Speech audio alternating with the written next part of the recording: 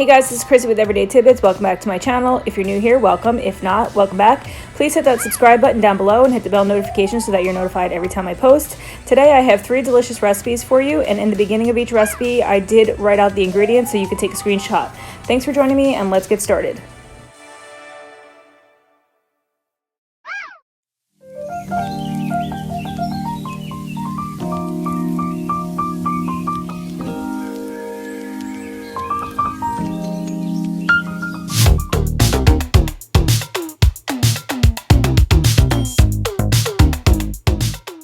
The first recipe I have for you today is a super easy air-fried steak. So you can use any cut of steak you'd like, but I chose to use a bone-in rib-eyed steak for this one. The first step I'm going to do is take this smoked seasoning that I found in Home Depot in the grill section, and I'm going to liberally coat both sides with this and use it as a rub. And then I'm going to make a marinade, and to make the marinade I used a 1/4 cup of low sodium soy sauce and 2 drops of liquid smoke to give it that smoked grilled flavor. And I'm going to marinate it for a minimum of 30 minutes, but you can actually marinate it all day, which is what I did.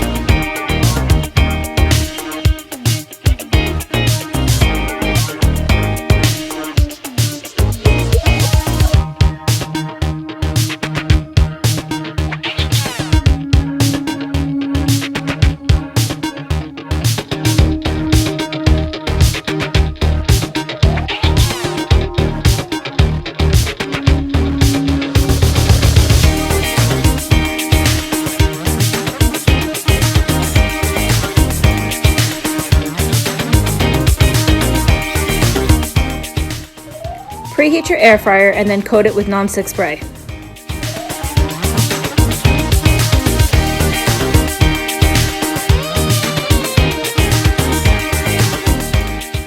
After your air fryer is done preheating, you're going to want to set the temperature to 400 degrees, and we're going to cook our steak at 400 degrees for 3 minutes on each side.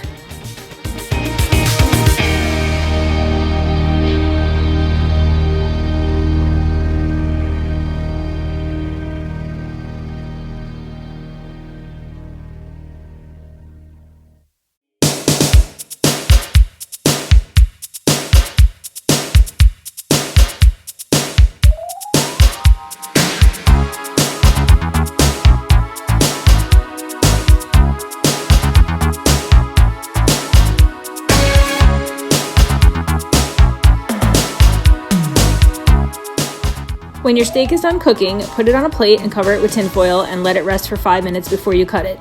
This will allow all the juices to get locked in and they won't run out, leaving you with a dry steak when you cut it.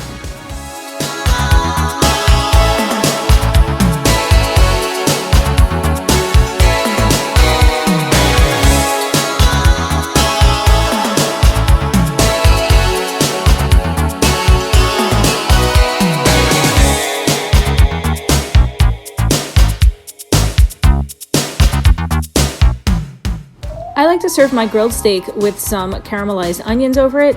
So the first step we're going to do is cut our onions into really thin slices.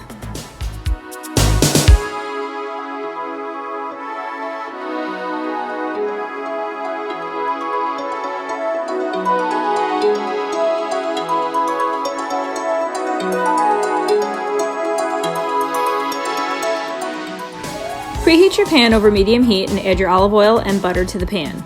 When that melts, you can add your onions in.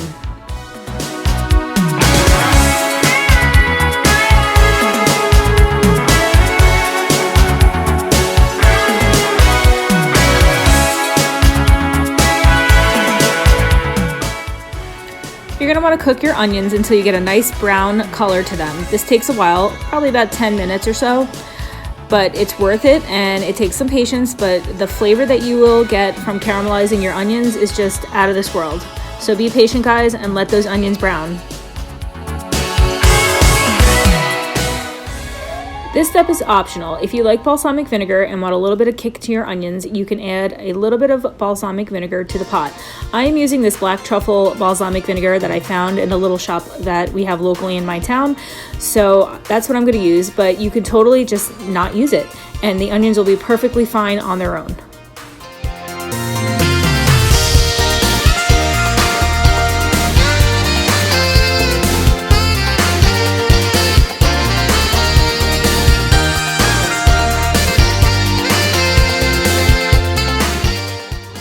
Here's how my steak and onions looked like when they were done. I served them over mashed potatoes and a glass of wine, and they were delicious.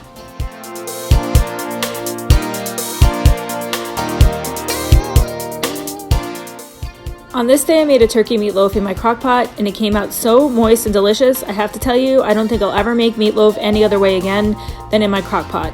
So the first step is dicing up half of this onion.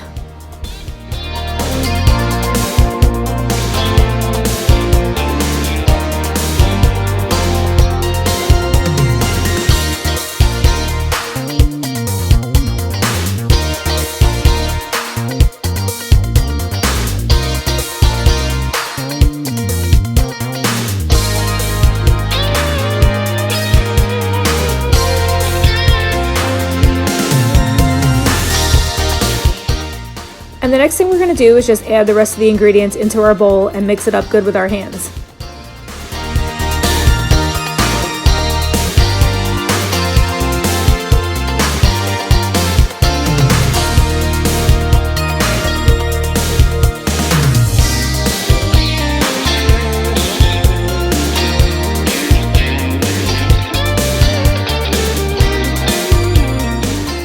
I'm using this barbecue sauce as a glaze for on top of the meatloaf, but I'm also going to put about 2 tablespoons on the inside of the mix as well.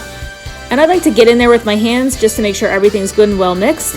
I don't mind using my hands. You don't have to. You can use a spoon if you want, or a spatula, but I just love sticking my hands in there and being hands-on with my food.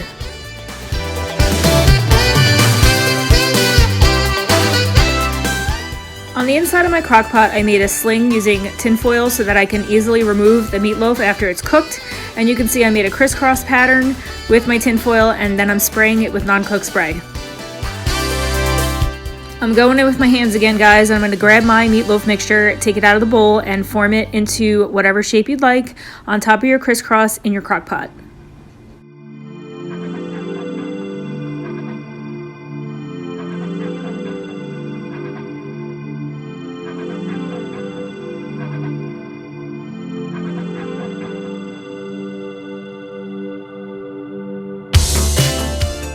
The final step is to brush some barbecue sauce over the top and liberally coat it so that you can form your glaze.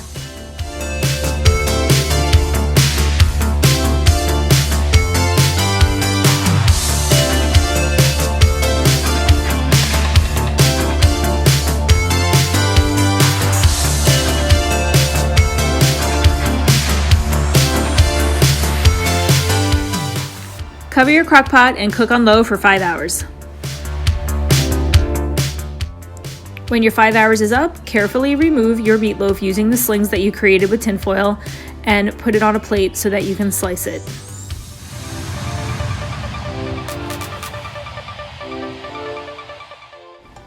This was so delicious, so moist, and the flavors were just on point. I served it with some mashed potatoes that were left over from last night and a glass of wine, as always, and this was a delicious meal. I'll definitely be making this again.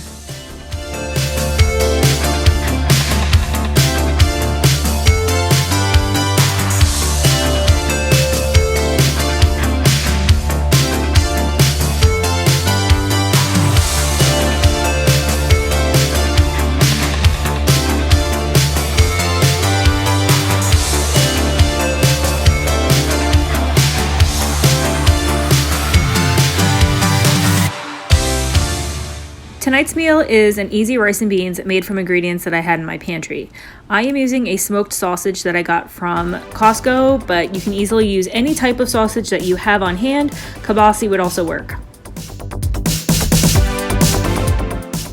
The first thing I'm going to do is preheat my pot and add my oil so that can heat up, and then I'm going to slice my sausages into bite-sized pieces. I'm going to take half an onion and dice that up and add that to the pot as well.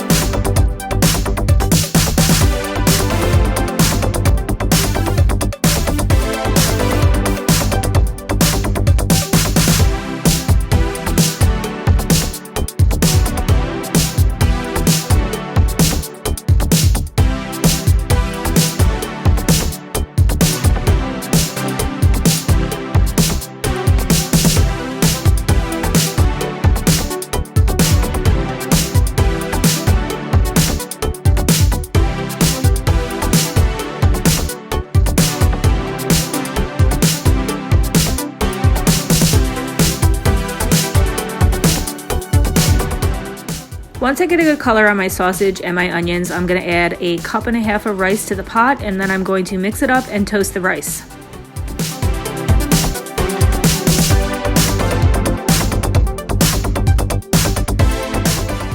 And now we're going to add everything else to the pot. I'm going to add my beans, 3 cups of water, 3 bouillon cubes, beef flavored, my jar of pimentos, which the only reason why I'm using jar of pimentos is because I didn't have any fresh peppers. If you have fresh peppers, a green or a red, just cut that up into bite-sized pieces and add that instead. But I didn't have any, so the jar of pimentos actually tasted really good in this. You're also going to add 3 bay leaves and your tomato sauce.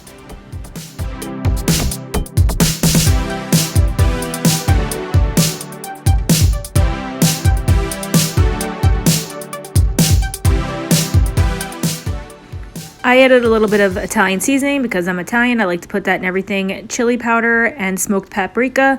This is a very customizable recipe, so you can pretty much add any seasoning that you'd like, but this came out really good with the seasonings that I added.